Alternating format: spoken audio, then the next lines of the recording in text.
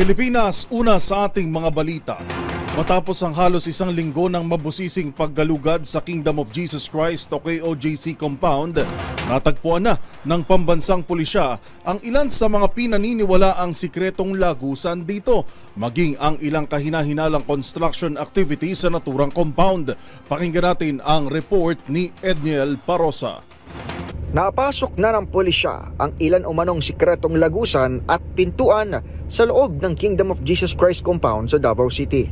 Ipinasilip ni Interior Secretary Benner Abalos sa media ang ilan sa mga kuha ng kapulisang pinangungunahan ni Davao Police Chief Police Brigadier General Nicolas Torre III. Kabilang dito ang ilang daanan mula sa katedral ng KOJC na konektado umano sa ilang kwarto, gaya ng mismong tinutuluyan ng hinahanap na si Pastor Apollo Kibuloy. Ito yung cathedral.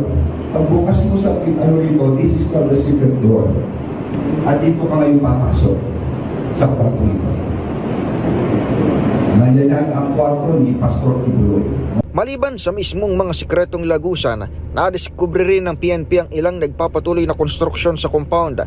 Sabi ni Abalos, sisilipin nila sa City Engineering Office kung legal ba ang plano at ang naturang mga hukay na pinaniniwala ang bahagi ng underground bunker ng KOJC.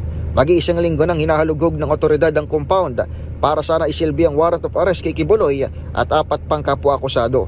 Wanted ang mga ito sa qualified human trafficking at child and sexual abuse. Kinumpirma rin sa DZRH News ni Army spokesperson Colonel Louis de Maala na sumaklolo na ang mga sundalo sa operasyon sa Davao. Pero paglinaw ni de Maala at ni PNP spokesperson Police Colonel Jean Fajardo, limitado lamang ito sa crowd management. Humingi po ng augmentation from other security forces kasi sabi mo nga kanina, pang 5 araw na po ito, pagod na po yung ating mga police. In fact, kumuha na rin po tayo ng augmentation sa ibang region kasi kailangan din naman po magpahinga ng mga ibang police po natin na deploy ng first 1 to 3 days ago. Para sa MBC TV Network News, ito si Edniel Parosa, una sa Pilipinas, una sa Pilipino.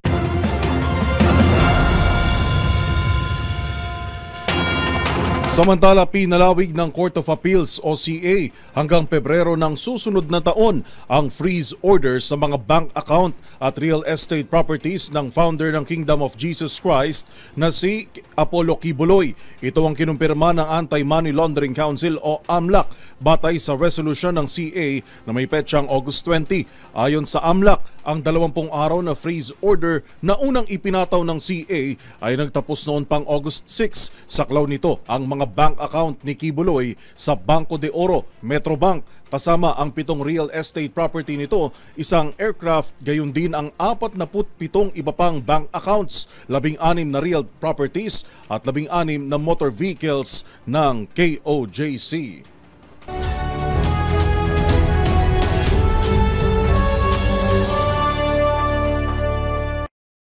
Last first day.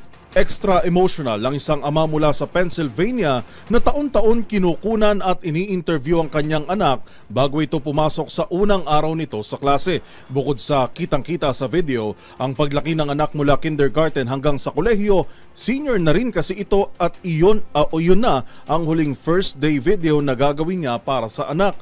Ang heartwarming story ni Daddy Ray at anak niyang si Elizabeth, tunghayan sa report ni Rose Babiera.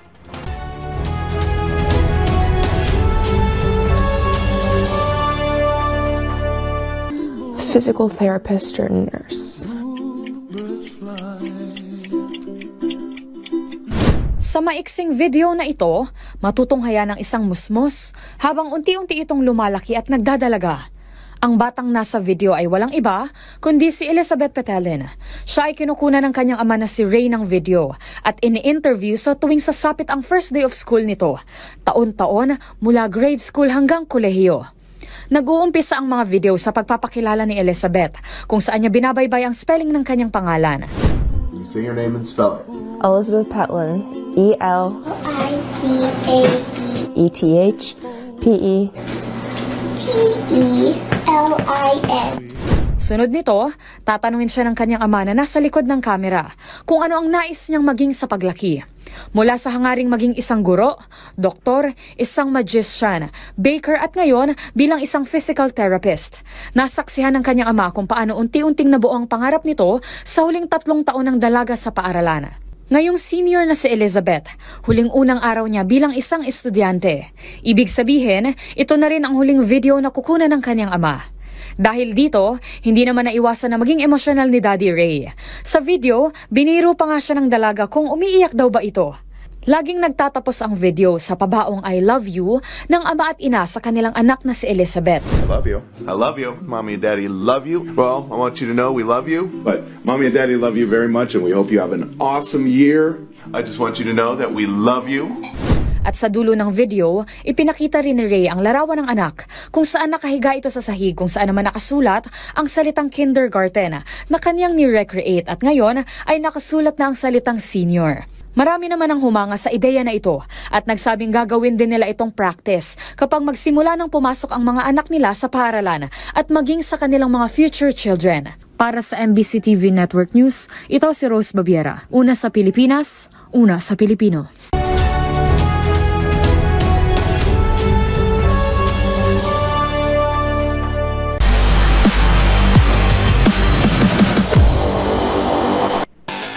Sa mundo ng volleyball, na-postpone ang dapat sana'y tapatan ng 4 na kupunan kahapon sa semifinals ng 2024 PVL Reinforced Conference. Ayon sa liga, yan ay dahil sa power outage na naranasan sa dapat sana'y venue nito sa Pasig City. Ang bagong schedule, alamin sa report ni Matchpoint Mili Borja.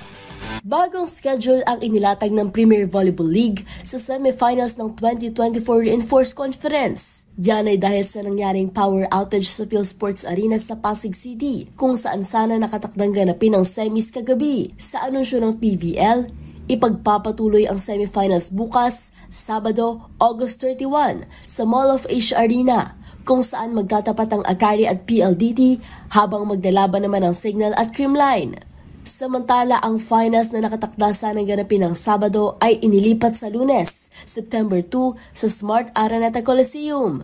Para sa mga volleyball fans, ang mga nabiling ticket ay automatikong marirefund. Pagsisiguro ng PVL na ang halaga ng nabili ay maibabalik sa mga bank, e-wallet, card na ginamit sa original purchase. At yan ang mga latest updates sa mundo ng sports. Para sa MBC TV Network News, ito si Mili Borja. Una sa Pilipinas, una sa Pilipino.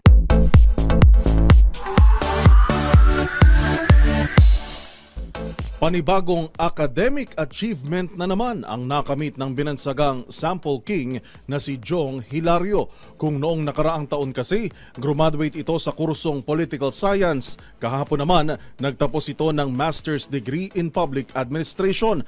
Ang pasilip sa graduation day ng TV host, actor at public servant. Panoorin sa Showbiz Report na ito.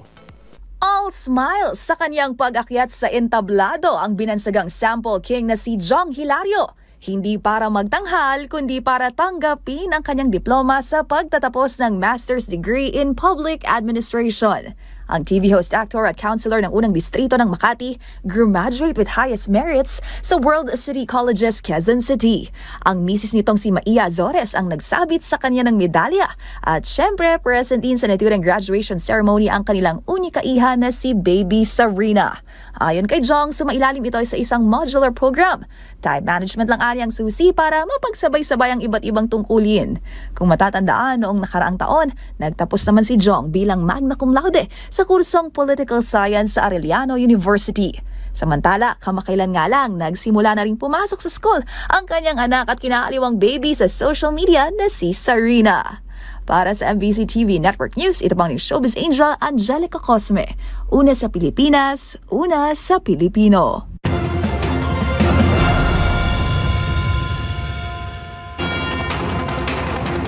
At bago lamang tayo magtapos, ating binabati ang ating lahat ng mga kasama sa media industry ng Happy World Press Freedom Day.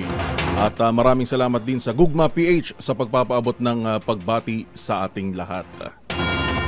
At iyan po ang mga nakalap naming balita ngayong araw ng Biyernes. Sa ngalan po ni Karen Oyong, ito si Yuel Reyes. Magkita-kita tayong muli bukas o sa darating ng Lunes para sa mga balitang makabuluhan, mga kwentong makapangyarihan.